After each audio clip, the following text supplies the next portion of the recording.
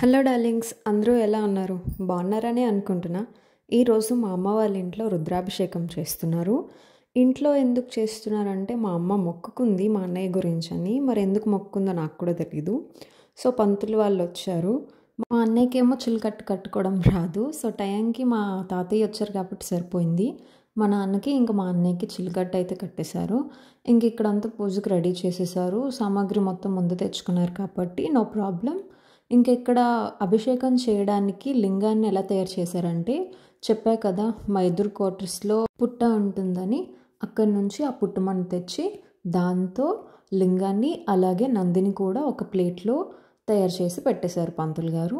అభిషేకం చేయడానికి ఒక బిందెడు నీళ్ళని ఫస్ట్ పూజ చేశారనమాట. అందులో చందనం, అక్షింతలు అన్నీ వేసి, తర్వాత ఏ పూజకైనా సరే మనం ఫస్ట్ వినాయకుడినే పూజిస్తాం కాబట్టి పసుపు ముద్దతో వినాయకుడిని చేసి వినాయకుడిని కూడా పూజించేశారు. ఇంకా ఆ పుట్టమన్నతో చేసిన లింగానికి అభిషేకం స్టార్ట్ చేసేసారు. ఫస్ట్ విభూతితో చేశారు, తర్వాత ఇప్పుడు ఆవు నెయ్యితో చేస్తున్నారు. ఇది ఇంట్లో మేము చేసిన నెయ్యి. సో ఇక్కడ చూపిస్తున్నారు కదా మారేడు పత్రి, దానికి 4 ఆకులు ఉన్నాయి, అలాగే ఇంకొక దానికి 5 ఆకులు ఉన్నాయి. అవి డైరెక్ట్గా దేవుడి పటాన్ దగ్గర పెట్టేసి పూజ చేసేసారు. అలా దొరికితే ఏదో మంచి జరుగుతుందని చాలామంది నమ్ముతారు. అలా మాకు ఒక 2-3 టైమ్స్ దొరికాయి. అవి భద్రంగా బుక్స్లో ఉన్నాయి. మా అమ్మ అలా దాచిపెడుతూ ఉంటుంది. అలా మీకు ఎప్పుడైనా దొరికి ఉంటే కింద కమెంట్స్లో చెప్పేయండి. అలాగే అది ఎందుకు మంచిది ఏంటి అని తెలిసినా కూడా కింద కమెంట్స్లో చెప్పేయండి. ఇంకా నెక్స్ట్ ఇక్కడ చూపిస్తున్నారు కదా పంతులు గారు తామర పువ్వులు, వాటితో ఒత్తుల్ని చేయమని చెప్తున్నారు. ఆ ఒత్తితో దీపం పెడితే చాలా మంచిదంట. సో మా దగ్గర ఎక్కువ పువ్వులేం లేవు, జస్ట్ ఒక 5-6 ఉండేవి.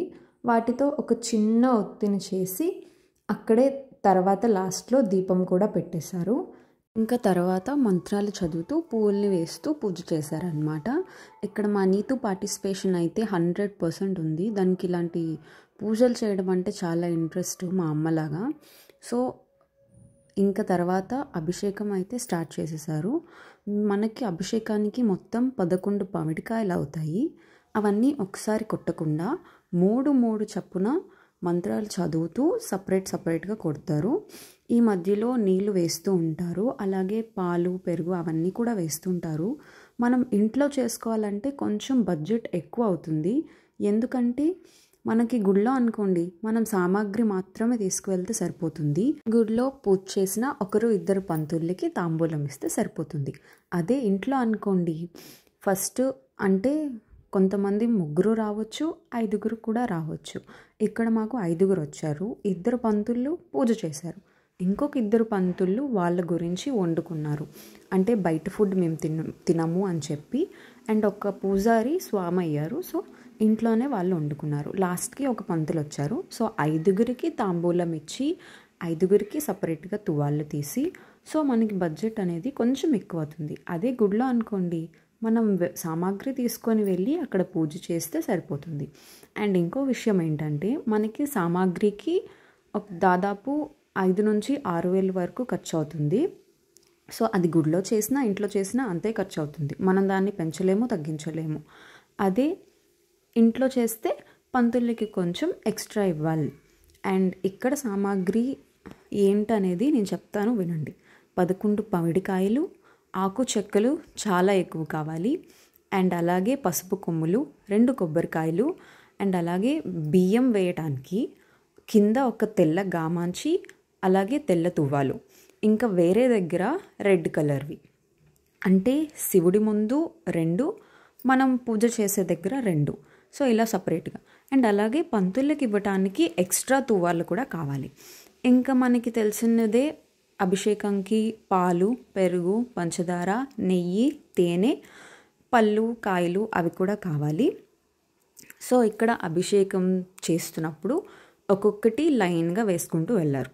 ఫస్ట్ వాటర్ వేశారు, తర్వాత పాలు, తర్వాత నెయ్యి, తర్వాత పెరుగు, ఇప్పుడు పంచదార వేస్తున్నారు.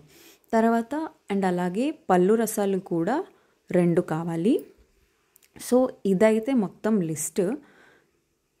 ఇంకా అలాగే అఫ్కోర్స్ మనం పసుపు, కుంకుమ, చందనము అవి కూడా లిస్ట్లో ఉన్నాయి. సో ఈ సామాన్లన్నిటికీ మనకి దాదాపు 5,000-6,000 వరకు ఖర్చు అవుతుంది. కానీ అభిషేకం చేసినప్పుడు మాత్రం చాలా ప్రశాంతంగా ఉంటుంది. నాకు ఇలా అభిషేకాలు చేస్తుంటే చూడడం చాలా ఇంట్రెస్ట్. మా అమ్మ ఎప్పుడు భక్తి టీవీ పెట్టిన అభిషేకాలు వస్తూ ఉంటాయి. నాకు చాలా ఇష్టం అలా చూడటం అంటే. సో అభిషేకం అయితే ఆల్మోస్ట్ 2 to 3 hours పట్టింది చేయటానికి. ఇంకా మనం పిలుస్తాం కదా, వాళ్ళు తెచ్చిన పవడికాయలు కూడా అక్కడే కొట్టేసి వేసేస్తారు.